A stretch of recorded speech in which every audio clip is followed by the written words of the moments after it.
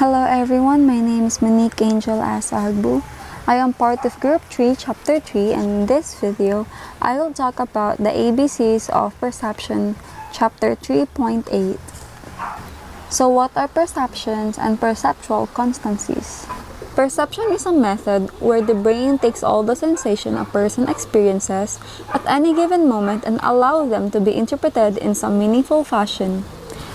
We all have different perceptions. For example, is when two people are looking at the same cloud, and the other one thinks that it is shaped like a horse, while the other one thinks it's more like a cow.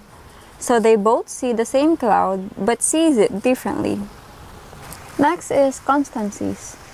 Constancy is something that remains the same, or the property of remaining stable and unchanging no matter what.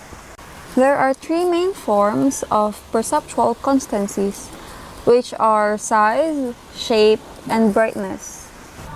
First is size constancy. It is the tendency to perceive objects as always being the same size no matter how close or far away they are. For example is the picture on the left, where the person in white looks bigger and the other one looks smaller. We would immediately perceive it as the person in white nearer and the other one is farther. Next is shape constancy. It is the tendency to perceive objects as remaining the same shape even when the shape of the object changes. For example is a plate on a table. We will always perceive it as something round even though it looks oval from a different angle of viewing. Lastly is the brightness constancy.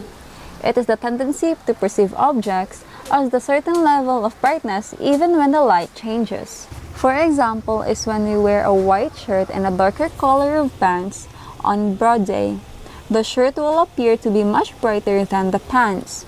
But even if there is less light or at night time, we will still perceive the shirt as something lighter than the pants.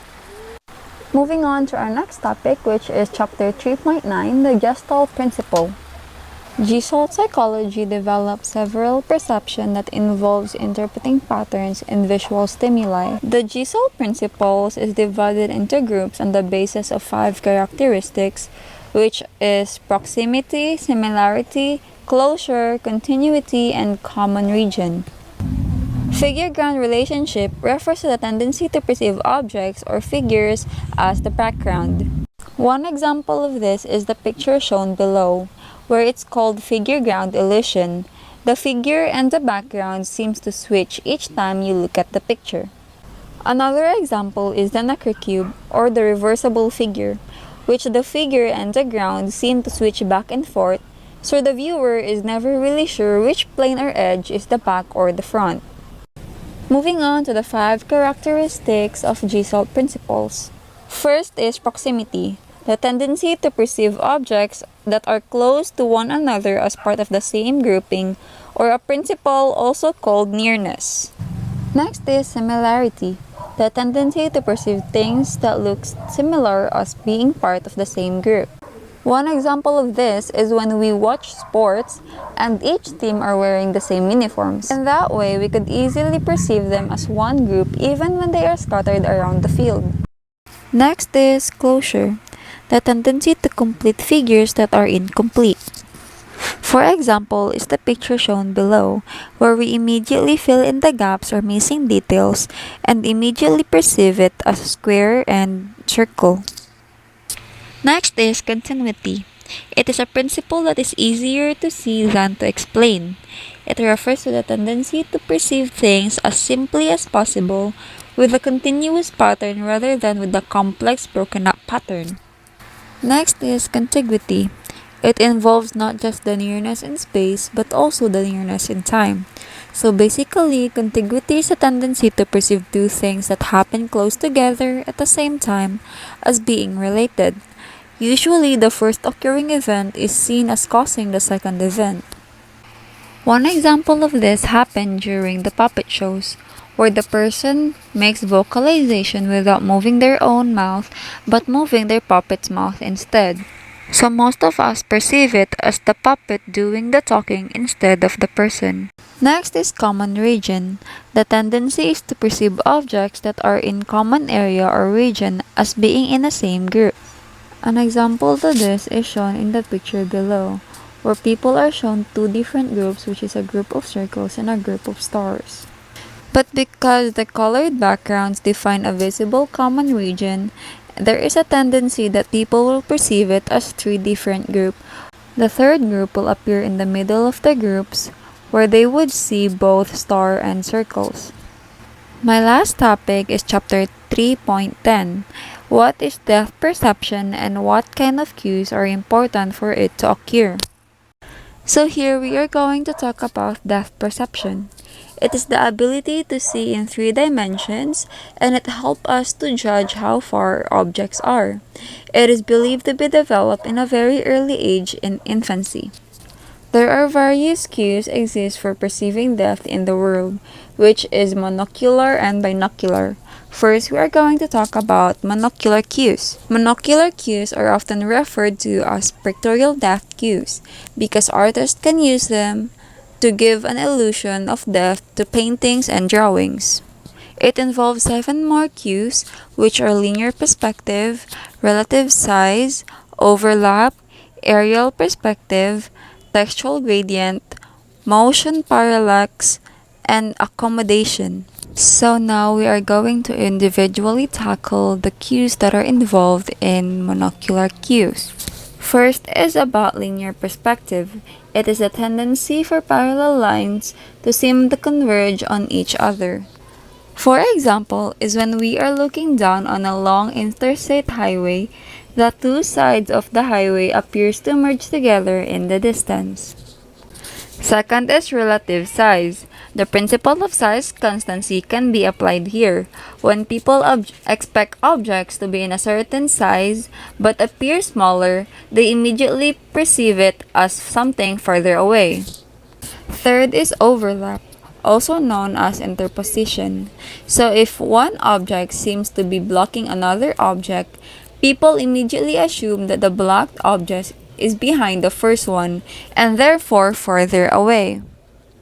Fourth is aerial perspective or atmospheric perspective. The further away the object is, the hazier the object will appear due to the tiny particle of dust, dirt, and other pollutants in the air. The most common example to this is when we look at the mountain from afar and it looks blurry. Fifth is texture gradient. It is another trick used by artists to give the illusion of depth in the painting. To understand this faster, take a look at the pebbles or the bricks. The closer you are to it, the more it looks distinctly textured, but as you look farther off into the distance, their texture becomes smaller and finer. Moving on to motion parallax. This is the discrepancy in motion of near and far objects. Notice how the objects outside the car window seem to zip by very fast when they are close to the car, and objects in the distance, such as mountains, seem to move more slowly. Lastly is accommodation. It is the only monocular cue that is not one of the pictorial cues. Accommodation makes use of something that happens inside the eye. The lens of the human eye is flexible and held in a place by a series of muscles. The discussion of the eye-ear layer in this chapter mentioned the process of visual accommodation as the tendency of the lens to change its shape or thickness in response to object near or far away. Now let's move on to binocular cues. These cues requires to use two eyes and includes convergence and binocular disparity. First is convergence. It is a depth perception that involves the muscles of the eyes. It refers to the rotation of the two eyes in their sockets to focus on one single object.